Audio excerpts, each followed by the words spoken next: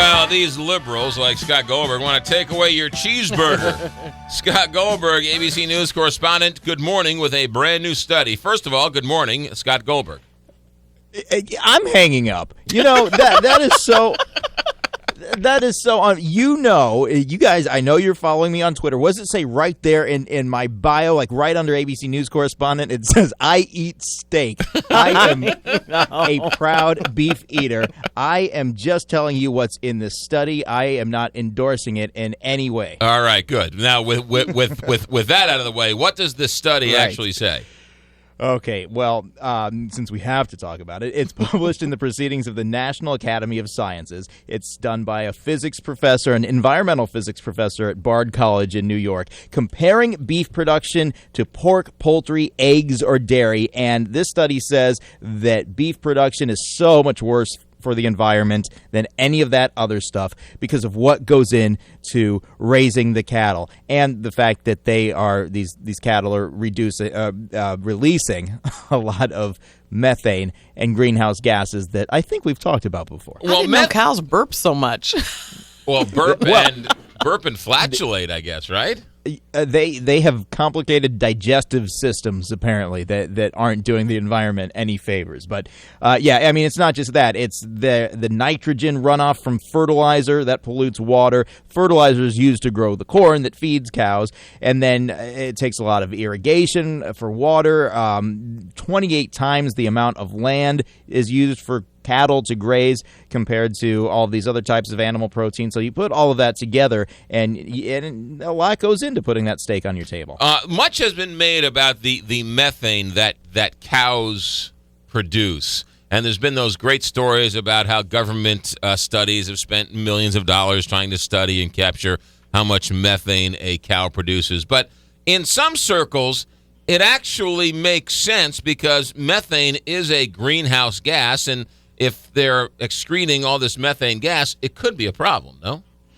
Well, there you go. Anyone who is skeptical about climate change being caused by man, here's a study for you. Pick it up and blame the cows. I mean, it is a legitimate contribution to the greenhouse gases. I mean, you cannot deny that cows are producing methane. I mean, it's a fact of their life. Now, as far as some of this other stuff goes, you talk about the corn that is used to feed livestock, that primarily the beef that we eat in this country comes from cattle raised on grain feed. If you were to switch to, let's say, grass-fed beef instead, you still might have some of the concerns about land use, but you won't have all of the concerns about corn, which is a very destructive crop when it's grown. So maybe, if you want to feel better about yourself, buy some beef that's grass-fed, or at least, grass-fed and maybe grain-finished. I will say this, that a grass-fed burger tastes very different than a corn-fed burger.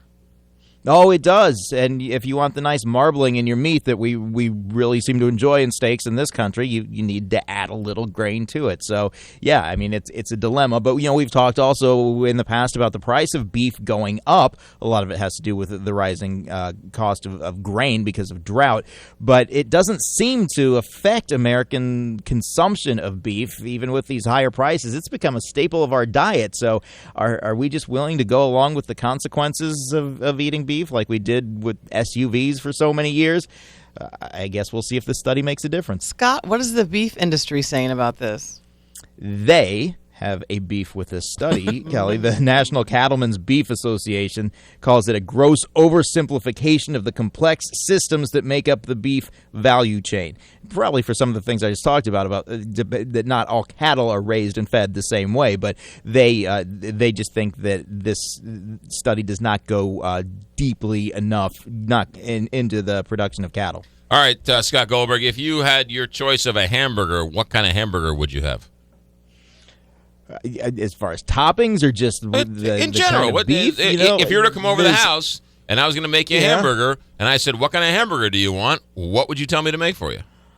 Oh, well, since you're asking, I'd like a nice blend of sirloin and filet, maybe some short rib mixed in, grass-fed, a nice char on the outside, maybe a little pork belly on top just to give it, just something a little nicer than bacon, and a brioche bun. A brioche Wow. bun. What about a little mushrooms? You He was like very little detailed. sautéed mushrooms on that? A little grilled onions? Yeah, I don't like the onions grilled. Actually, I like the crunch of the onions and mushrooms. I can take or leave. I tend to like those to the side because you start to get too much on top of the burger. It takes away from the meat. Well, you haven't really tried my mushrooms, so let's just leave it at that. Next time I'm out there, I will give you a call. What's your condiment of choice? I guess I do like a little ketchup. I'm not very fancy in that regard. Mm-hmm. What about barbecue sauce? Well, you know where I'm from, McGraw. Do you really want to have this conversation? I'm just saying, will you like a little barbecue sauce with your burger as opposed to ketchup? No, I don't put barbecue sauce on my burger. Being a native Kansas Cityan, I put the barbecue sauce on ribs and brisket and fish and just about everything else, actually. All right. Is there a good barbecue place in New York City that sort of scratches your itch when it comes to barbecue? No. And it is my biggest complaint about living out here. You can find every food from every corner of the world. The food in this city is fantastic, except finding good barbecue is really difficult. Wow. Yeah. There. See that? So not all good things come in New York City, Scott Goldberg.